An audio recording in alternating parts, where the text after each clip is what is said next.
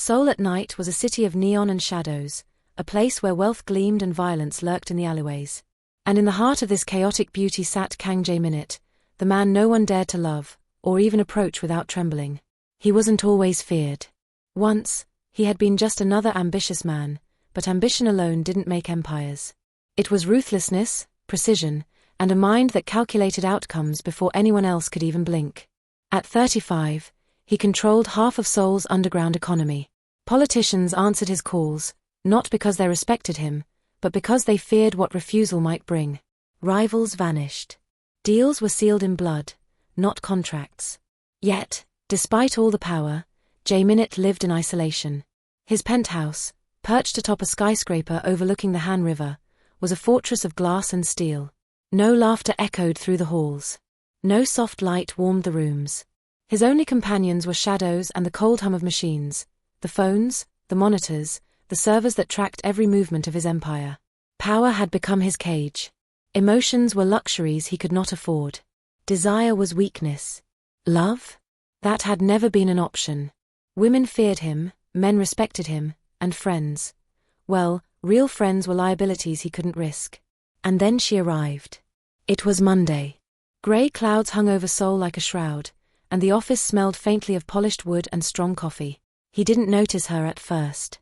She moved with quiet confidence, carrying herself as if the air belonged to her. The click of her heels on the marble floor was almost musical against the hum of the air conditioning. Her name was Amara Thompson. She was unlike anyone he had ever seen. Her skin, a deep, lustrous brown, seemed to absorb the fluorescent lights and turn them into warmth. Her eyes, dark and intelligent, scanned the office with curiosity, not fear.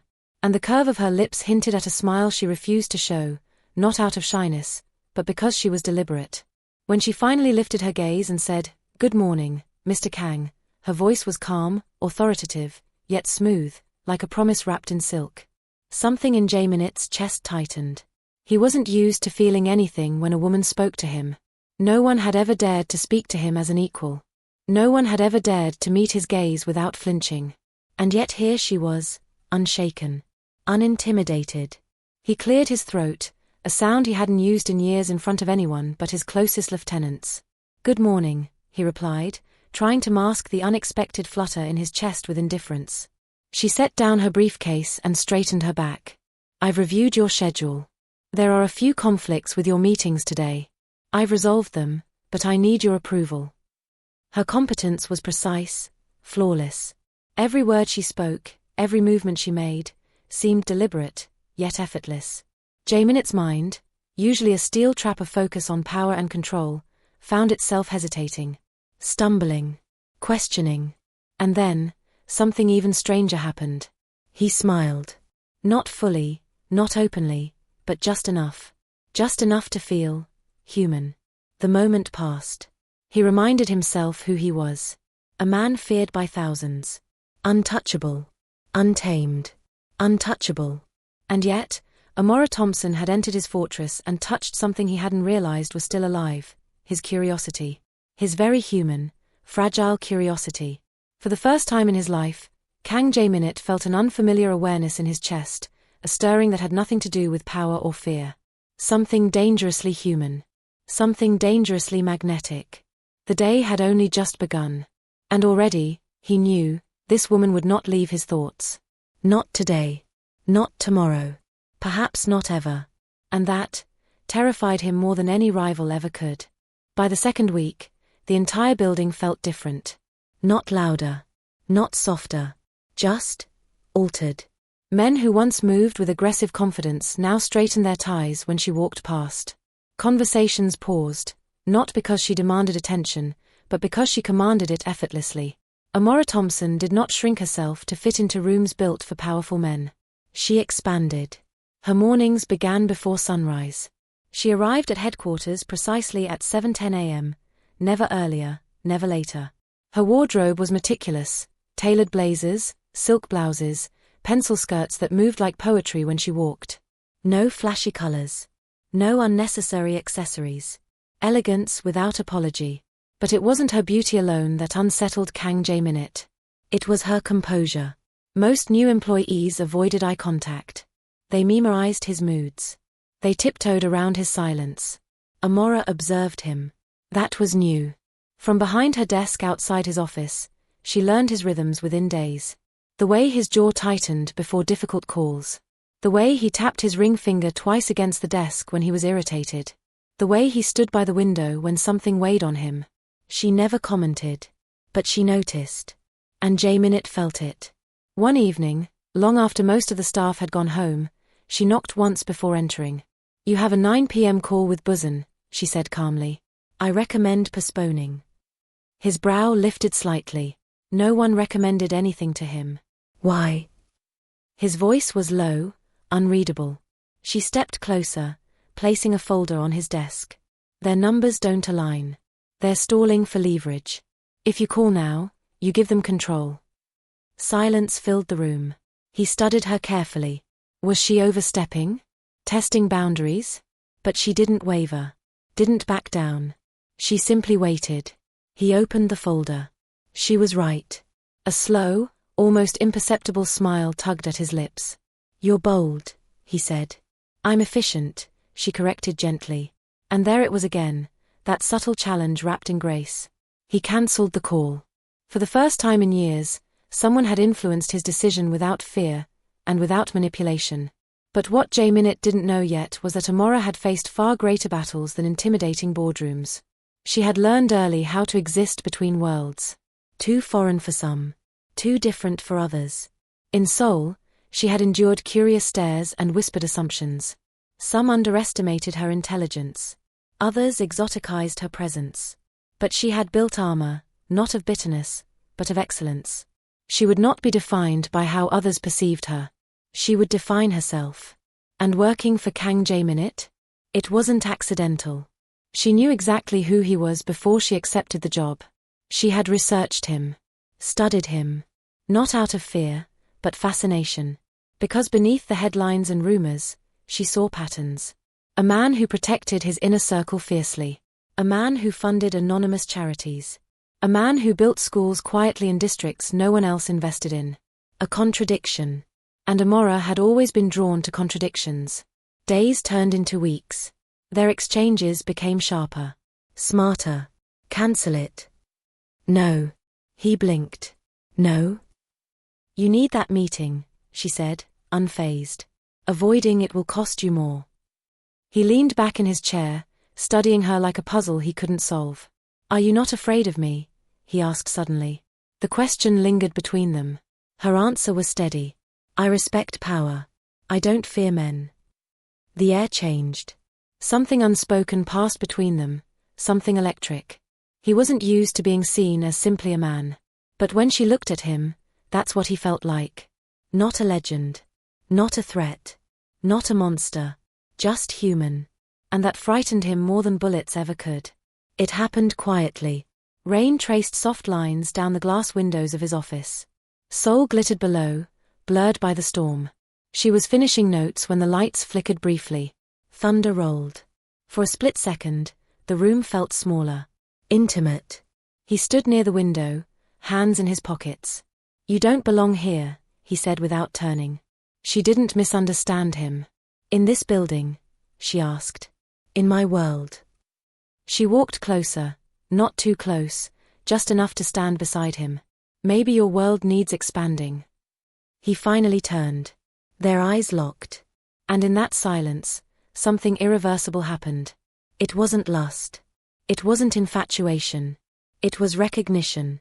Two strong, guarded souls standing on opposite ends of danger, realizing they were no longer alone.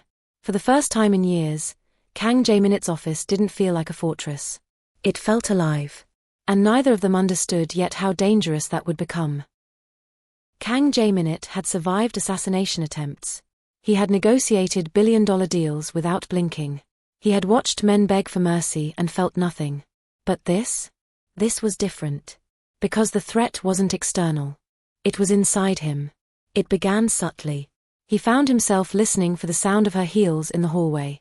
He noticed when she wore her hair down instead of neatly pulled back. He memorized the cadence of her voice without meaning to. And that irritated him. During meetings, when his lieutenants debated territory expansions and supply routes, his mind would drift, not to strategy, but to the way she furrowed her brow when concentrating. Unacceptable. He had built his empire on discipline. Emotional detachment was survival.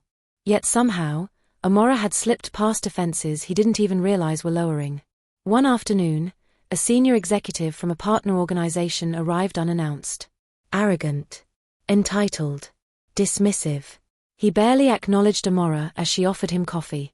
Didn't expect someone like you working here, the man muttered under his breath in Korean. He thought she wouldn't understand. She did. But she didn't react.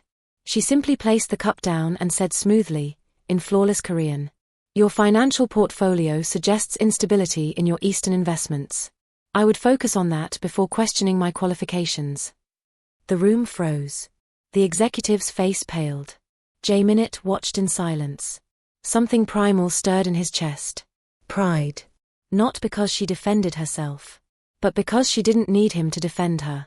When the meeting ended and the man left humiliated, Jae-Min dismissed everyone else. "Stay," he said quietly. She closed the door. The air shifted. "You handled that well," he said. Her expression remained calm. "I'm used to it." Used to it. Those words struck him harder than they should have. Used to being underestimated. Yes. Silence fell again, heavier this time. He stepped closer, slowly, deliberately. "You shouldn't have to be." Her eyes met his. "And yet I do." That was the moment something cracked inside him. Not rage. Not desire. Something deeper. The realization that she had fought battles long before stepping into his world. And she had done it alone. It was late when it happened. The building was quiet. Most staff had left. She entered his office with revised contracts, and as she placed them down, her fingers brushed the old scar across his hand. He pulled back instinctively. Her gaze lingered. "That's not from business," she said softly. He stiffened. No one commented on his scars. "It's old," he replied coldly. She didn't push. But she didn't retreat either. "You don't have to carry everything alone," she said gently. There was no pity in her voice. Only understanding. And that terrified him. Because she wasn't speaking to the Mafia boss.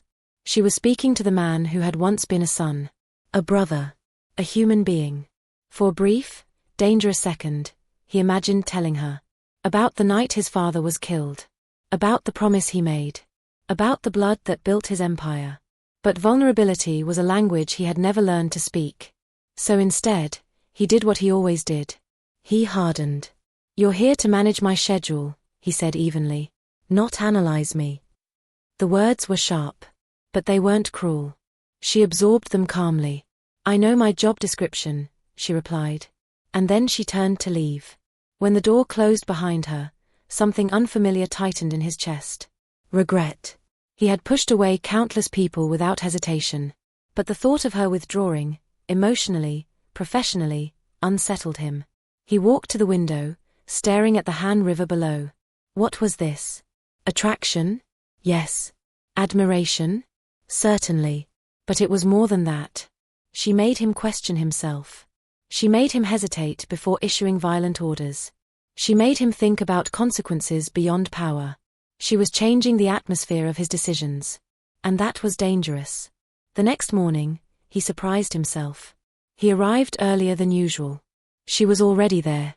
Of course she was. She looked up as he entered. "Good morning, Mr. Kang." He paused. Then, deliberately, "Jae-Min." She blinked once. Silence stretched. "That's inappropriate," she said carefully. A faint smirk touched his lips. "Perhaps." Their eyes held. For a moment, the entire world narrowed to the space between them. He almost said it. Almost admitted that her presence unsettled him. Almost told her that he hadn't slept properly in weeks because his thoughts kept circling back to her.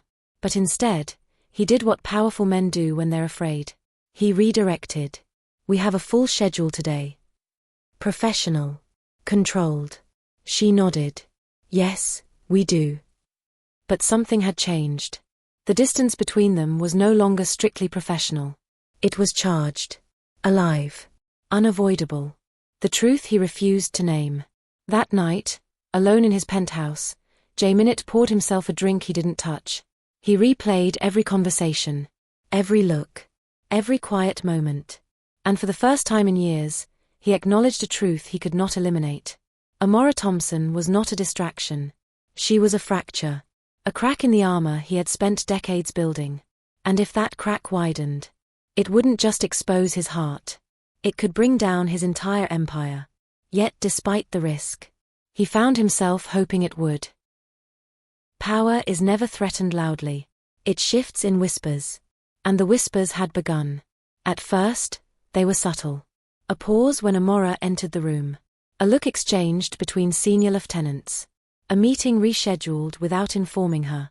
Kang Jae-Min noticed everything. He always did. But this time, the tension wasn't about territory or money. It was about her. The underworld was old-fashioned, rigid, proud, and deeply territorial. Some of his men struggled with her presence, not just because she was a woman in a male-dominated empire, but because she was different, foreign, unapologetically black in a world that prized uniformity. They masked it with professionalism. But Jae-Min could see the discomfort. One afternoon during a strategy meeting, Senior Advisor Park leaned back in his chair, fingers steepled. With respect, Park began carefully, sensitive operations should remain internal. Amara stood near the presentation screen, tablet in hand. Her expression didn't change. "And I am internal," she replied evenly. Park gave a thin smile. "Of course. But certain cultural nuances." She didn't let him finish. "Including which ones, specifically?" The room fell silent. It wasn't confrontational. It was surgical. Park shifted. "I only mean that if I weren't standing here," she continued calmly, "this conversation wouldn't be happening." No raised voice. No emotion. Just truth. Jae-Min watched carefully. He didn't intervene. Because he wanted to see how she handled it. Park attempted one final jab. "You are new to this world." Amara's gaze sharpened. "Respectfully, sir, I studied international corporate warfare before you transitioned from street operations to boardrooms. I understand leverage. I understand risk. And I understand loyalty." Then she clicked to the next slide and dismantled his entire financial model in under 3 minutes. Cleanly. Flawlessly. The silence afterward was thick. Park said nothing more. When the meeting ended, Jae-Min remained seated. He watched her gather her things. "You knew they would test you," he said. "Yes." "And you still walked in." "Yes."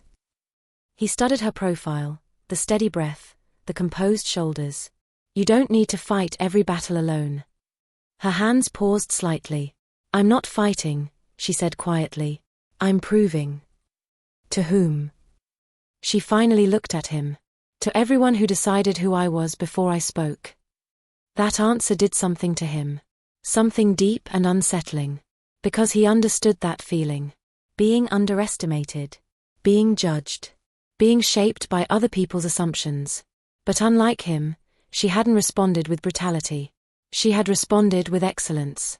That evening, one of his most trusted lieutenants approached him privately. "She's becoming a topic," the man said cautiously. Jae-Min didn't look up from his desk. "Explain." "Some of the older investors think she has influence over you." And influence creates vulnerability." There it was. The real fear. Not her race. Not her competence. But her proximity to him. "They think she softens you," the lieutenant continued. A dangerous silence filled the room. Jae-Min slowly stood. "Do I look softened?" The lieutenant swallowed. "No, sir." "Then let them think what they want." But as the man left, Jae-Min's jaw tightened. Because he knew something they didn't. She was changing him. And that frightened him more than any rival syndicate. Later that night, he found her alone in the office lounge, reviewing documents. The city lights reflected in the windows behind her. "You're being watched," he said. She didn't look surprised. "I assumed." "That doesn't concern you." She closed the file calmly. "It concerns me that you allow it." The words weren't disrespectful. But they were bold. He stepped closer. "You think I'm allowing this?" "I think," she said carefully, That you underestimate how much power you have to shift the culture around you. He studied her. No one spoke to him this way. No one challenged him intellectually without fear. You want me to defend you? He asked quietly. Her answer came without hesitation. I want you to lead.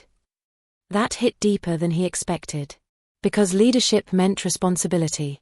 And responsibility meant change. Change meant resistance. And resistance meant risk. He moved closer now, tension building between them like static before lightning.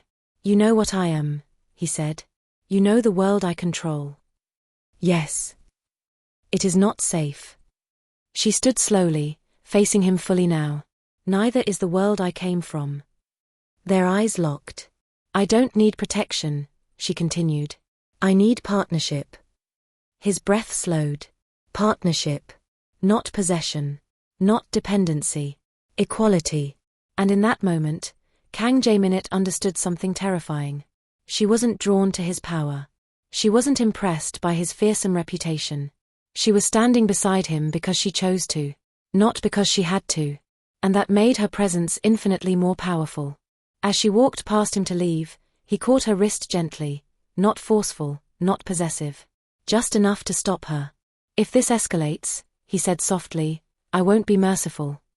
Her gaze softened, but her voice remained steady. I'm not afraid of storms. He released her slowly. But that night, as he stood alone overlooking the Han River, he realized something critical. The whispers weren't just about prejudice. They were about power shifting. And if his enemies believed she was his weakness, they would target her. Not to hurt her, but to hurt him. And for the first time since she walked into his life, Kang Jae-Min felt fear. Not for himself. For her. And in the shadows of Seoul's underworld, plans were already beginning to form. The rain began before dusk. A slow, deliberate drizzle that blurred Seoul's skyline into streaks of silver and shadow. Inside headquarters, tension hung thick in the air. Jae-Min felt it. Not instinct. Not paranoia. Experience. Something was wrong. Earlier that afternoon, a shipment had been delayed. Minor miscommunication, they said. A routine routing issue. But Jae-Min had built his empire on reading the invisible. And the invisible was screaming. He called for an internal audit. Quietly. Discreetly. Someone inside was leaking information. He didn't know who.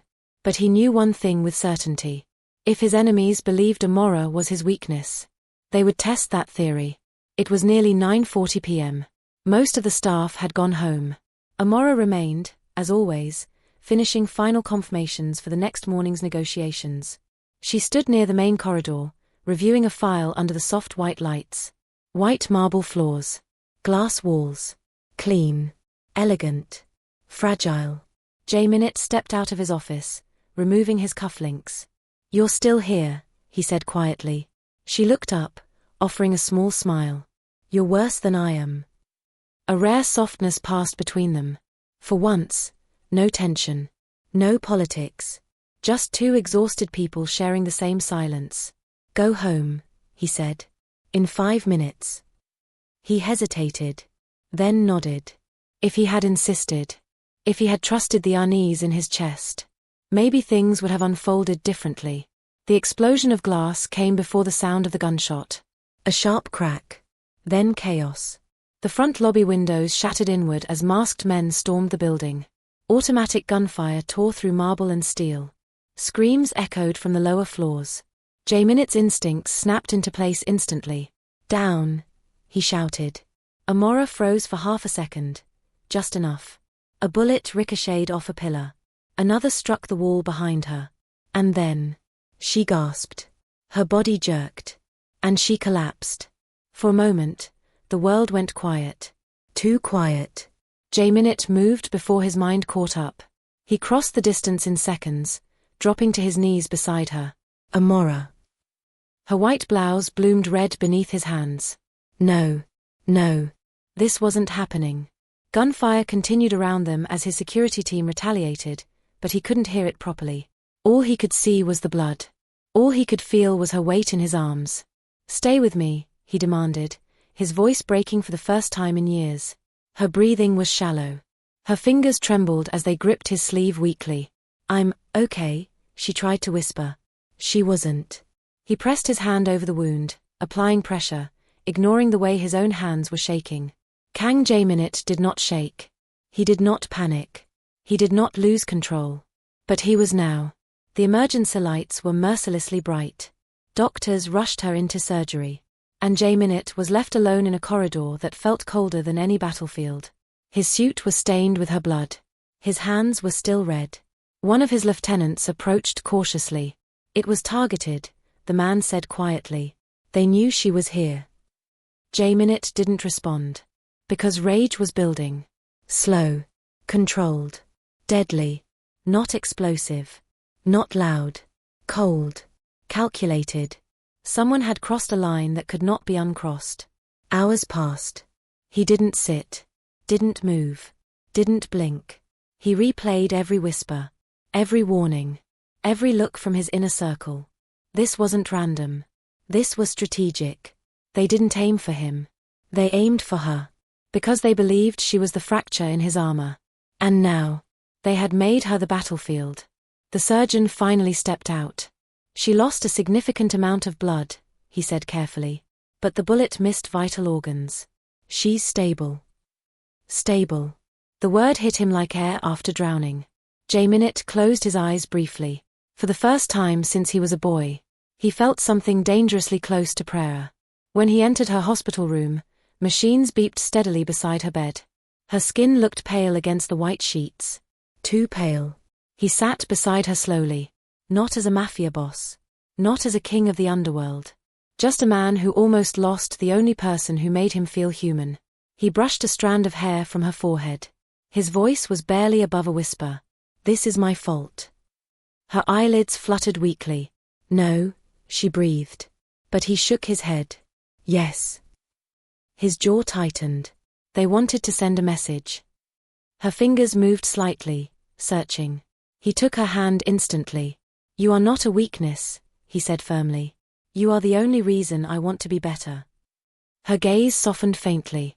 And in that sterile hospital room, something shifted permanently inside him. Power meant nothing. Fear meant nothing. Empire meant nothing. If it cost her life. Outside the hospital, his men waited for orders. And Kang Jae-Min gave them. But not the ones they expected. No public retaliation, he instructed calmly. They stared in shock. Sir? We dismantle them financially first. Freeze their accounts. Turn their allies. Collapse their structure. Cold. Strategic. Merciless. They wanted war, he said quietly. They chose the wrong reason. Because this time, it wasn't about territory. It wasn't about dominance. It was personal. And a man who fights for power is dangerous. But a man who fights for love? He is unstoppable. As dawn broke over Seoul, Jae-Min sat beside her hospital bed. Watching. Waiting. Realizing something that terrified him more than gunfire. He didn't just love her. He needed her. Not to complete him. But to remind him who he could be. And if the underworld believed hurting her would break him, they had just awakened something far more lethal. Not the monster. The man. And a man fighting for the woman he loves. Will burn empires to the ground. The hospital room smelled like antiseptic and second chances. Morning light filtered through half-closed blinds, painting soft gold lines across Amara's face. The machines beside her beeped steadily now, no longer frantic, no longer fragile. Alive. Jae-Min had not left her side in 36 hours. His phone vibrated constantly on the table beside him. Territories destabilizing. Allies demanding retaliation. Investors sensing weakness. He ignored them all. Because for the first time in his adult life, the most important thing in the room was not power. It was the rise and fall of her breathing. When Amara finally opened her eyes fully, the first thing she saw was him. Not polished. Not composed. Not untouchable. Just exhausted. You look terrible, she whispered faintly. A breath of relief escaped him, almost a laugh. You were shot, he replied quietly. You don't get to critique me. Her lips curved slightly, and that small movement shattered something inside him. He leaned forward, elbows on his knees. I should have seen it sooner, he said. The internal leak. The shift in loyalty. I was distracted. Her brow furrowed. By me. He met her gaze. Yes. There was no accusation in his voice. Only truth. Silence stretched between them, not uncomfortable, but heavy with unspoken realization. You can't control everything, she said softly. His jaw tightened. That's exactly the problem. Later that afternoon, his most senior lieutenants requested a private audience. He stepped outside the room to meet them in the corridor. They bowed slightly. The rival faction has gone underground, one reported. We've begun asset seizures. But the board is nervous. Nervous? Jae-Min asked coolly. They believe your priorities have shifted. There it was again. The implication. That love had compromised him. He stared at them for a long moment. Have profits dropped? He asked. No. Have operations weakened? No, sir. Then the only thing that has shifted, he said evenly, is your perception. The men exchanged uneasy glances. One finally spoke. With respect, empires fall when leaders become emotionally compromised. The hallway grew very quiet. Jae-Min stepped closer. Empires fall when leaders confuse fear with strength. No one replied. Because deep down, they knew. He was no longer leading from intimidation. He was leading from clarity. And clarity frightened them more. That night, when they were alone again, Amara studied him carefully. You're quieter, she observed. He didn't deny it. I'm recalculating. She waited. I built this empire to survive, he continued. To never be powerless again. But somewhere along the way, survival became identity. Her fingers brushed lightly against his hand. And now? He exhaled slowly. Now I'm asking myself who I am without it. That question lingered in the room like something sacred. She shifted slightly, wincing from the pain. If you leave, she said gently, they'll see it as weakness. If I stay, he replied, I lose you eventually. Her eyes widened slightly. You don't know that. I almost did. The memory hung between them, the blood, the marble, the chaos. He swallowed. I cannot build a future on foundations that constantly put you in a crosshair. She studied him carefully. You're not choosing between love and power, she said quietly. You're choosing what kind of power you want. That hit him harder than any accusation. Because she was right. Power didn't have to be violent. Influence didn't have to be rooted in fear. He had simply never considered another model. 3 days later, Kang Jae-Min called an emergency executive assembly. The boardroom was filled with tension. Investors, lieutenants, advisors. They expected retaliation plans, expansion strategy, blood. Instead, Jae-Min stood at the head of the table and spoke calmly. We are restructuring. Murmurs erupted. All violent operations will be phased out over 12 months. We transition fully into legitimate enterprises. Logistics, real estate, tech infrastructure. Shock rippled through the room. One advisor slammed his hand on the table.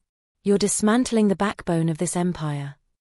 No, Jae-Min replied evenly. I'm evolving it. You're doing this because of her, another accused. He didn't flinch. Yes. The honesty stunned them more than denial ever could. You would risk decades of dominance for one woman. He leaned forward slightly. I would risk everything for a future that doesn't require bulletproof glass. Silence. Heavy. Disbelieving. You think they'll let you walk away? Someone challenged. A slow, cold smile touched his lips. I'm not asking permission. Because this wasn't surrender. It was strategy. He wasn't abandoning power.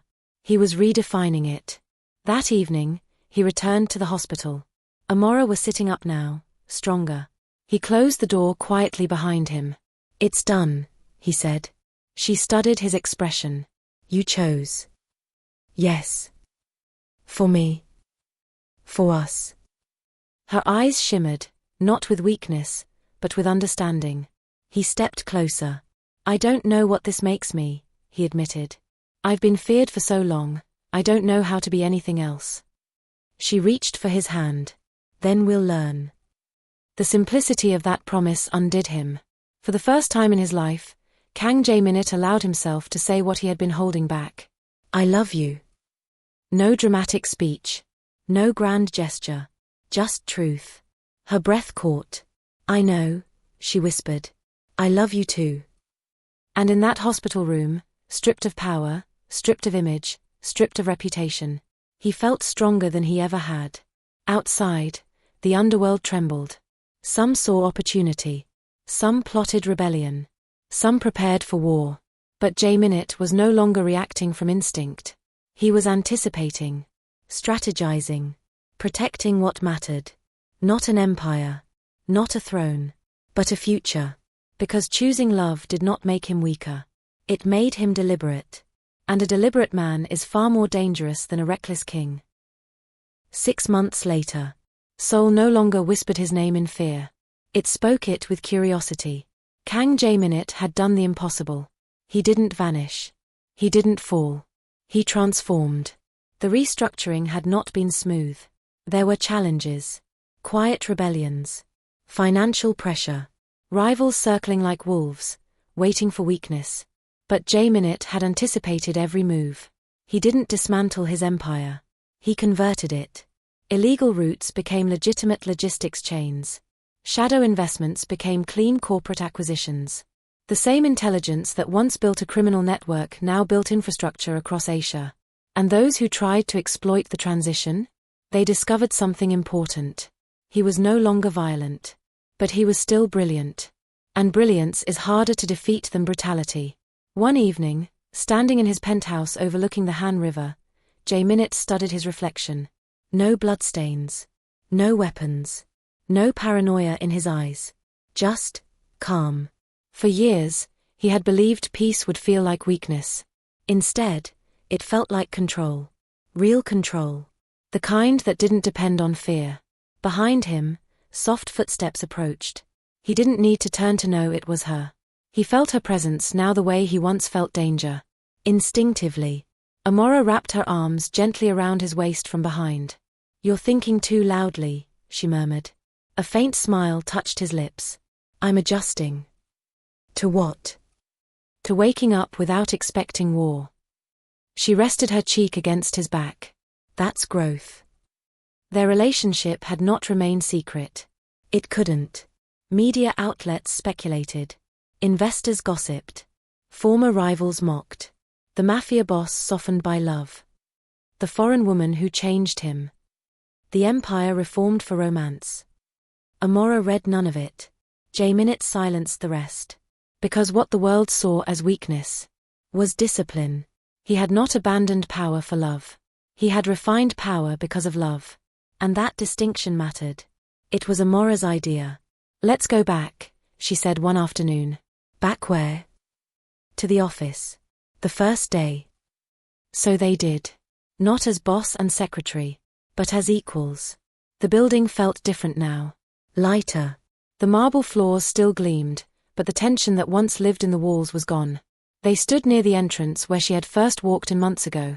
You were staring, she teased gently. I was assessing, he replied smoothly. She laughed. No.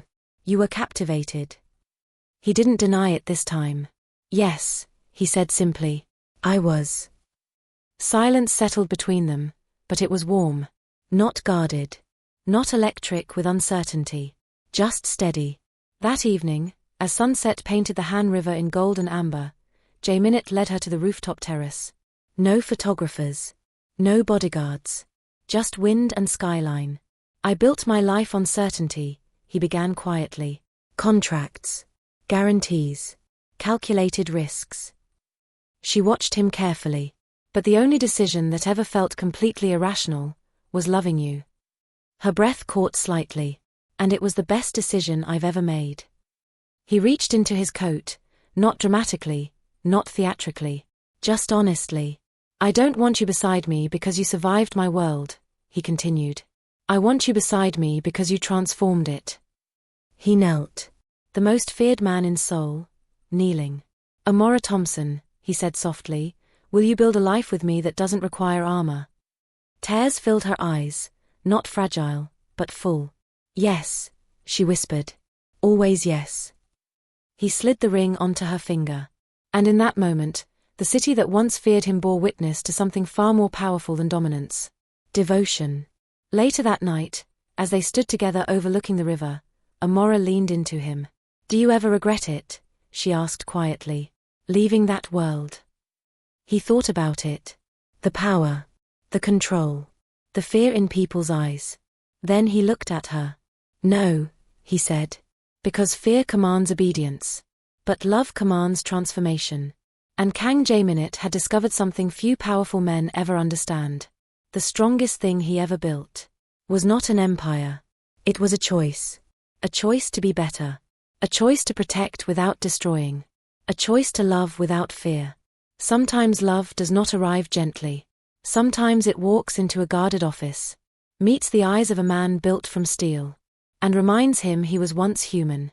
Love at first sight is not always about beauty. Sometimes it is about recognition. And when the most feared man in a city falls, he does not fall alone. He rises differently. Forever. Have you ever felt a love so deep it changed you forever? Have you ever wondered what if? If this story touched your heart even a little, tap the like button. Comment your favorite moment. Subscribe so you never miss a story that could make you believe in love again. On this channel, love isn't just told, it's felt.